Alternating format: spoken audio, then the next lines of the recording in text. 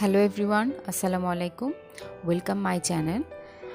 আজকে আমি দেশীয় রেসিপি নিয়ে চলে আসলাম, যেটা আমরা বাঙালিরা খুব পছন্দ করি, দেশীয় খাবার খুব পছন্দ করি। কলার মোচা বা এটাকে কলার থোড়ও বলে। আমি আজকে আমি দেখাবো কলার মোচা বা কলার থোড় ভাজি। এটার পুরোটি প্রসেস আমি দেখিয়ে দিচ্ছি কিভাবে।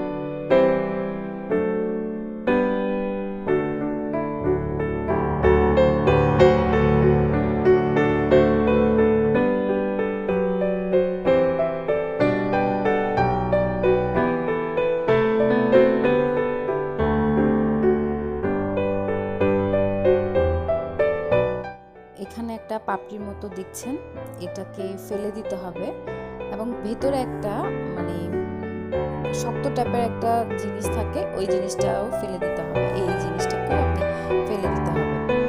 এরপরে সবগুলো কুচি কুচি করে কেটে নিতে হবে। আমি সবগুলোকে কেটে নিয়ে কুচি করে এখন পানিতে একটু হলুদ দিয়ে 15 মিনিটের পর্যন্ত একটু ভিজিয়ে রাখবো কষটা ওঠার জন্য। আমার 15 মিনিট হয়ে গেছে। এখন আমি এগুলো ভালো করে ধুয়ে নিব, একদম ভালো করে পরিষ্কার করে নিব।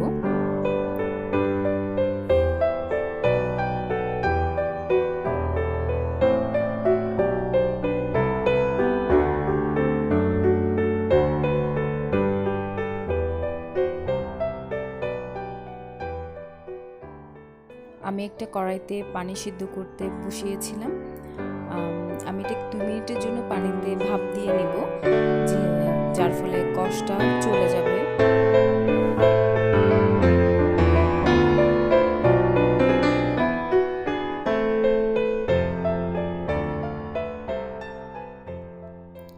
আমার এটা ভাপ দিয়ে নেওয়ার পরে এখন আমি এটাকে ব্লেন্ডারে ব্লেন্ড করব। আপনারা চাইলে পাটা যদি থাকে কারো, পাটাতেও পিষে নিতে পারেন, কিন্তু আমি ব্লেন্ডারে করছি।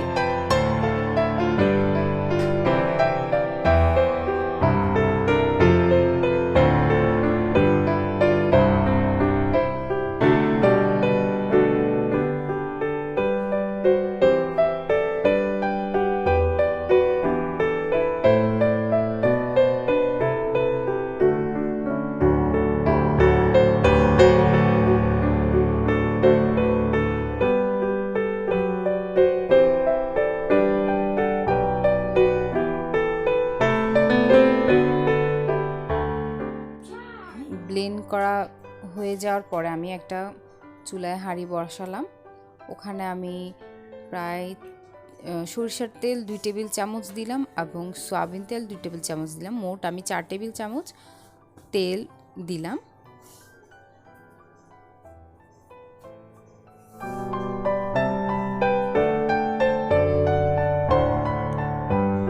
আমি পেঁয়াজ কুচি আর রসুন কুচি দুটোটা একসাথে দিয়ে দিলাম। পরিমাণ মতো করে দিলাম আমি রসুন কুচি আর পেঁয়াজ কুচি। আপনারা চাইলে রসুন ব্লেন্ড করেও দিতে পারেন, কিন্তু আমি রসুনটা কুচি করে দিলাম। এটা কোনো সমস্যা না।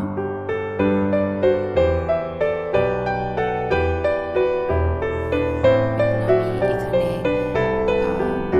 3 টেবিল চামচ, আমি একটু ঝাল করার জন্য 3 টেবিল চামচ কাঁচা মরিচ গুঁড়া, সরি আমি 3 টেবিল চামচ মরিচ গুঁড়া, 1 চা চামচ হলুদ আর অল্প করে ধনে গুঁড়া, লবণ দিয়ে দিব।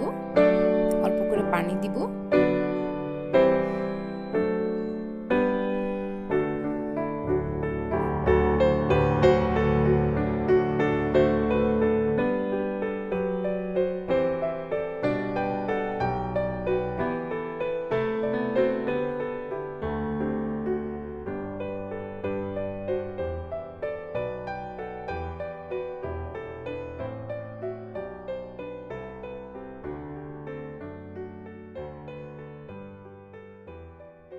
পর আমি এখানে চিংড়ি টুকরো দিব।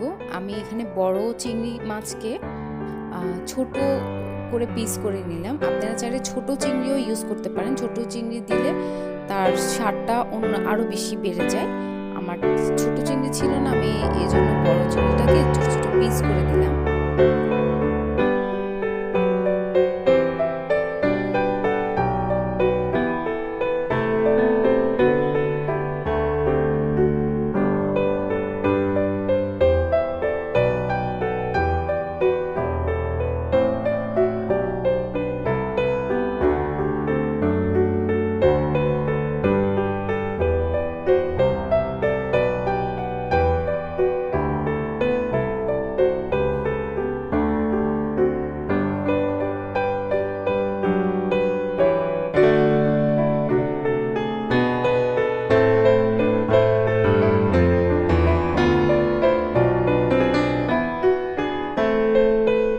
এখন আমি কলার থোড় যেটা ব্লেন্ড করে রেখেছিলাম ওটা দিয়ে দিব।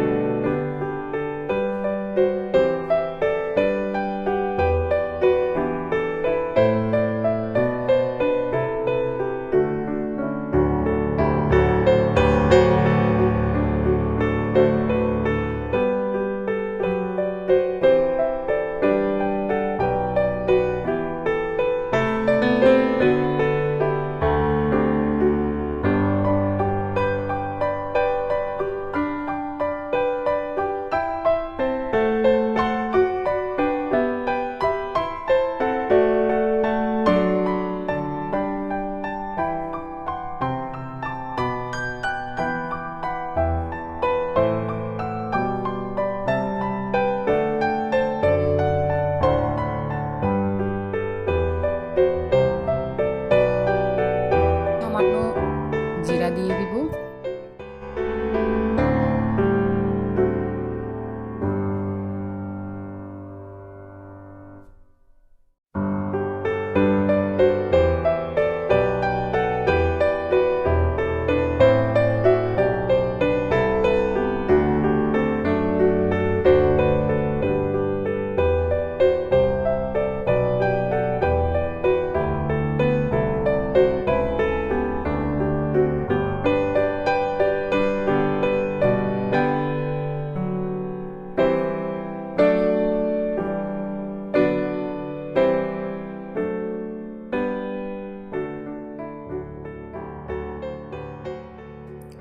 Please subscribe my channel and like please.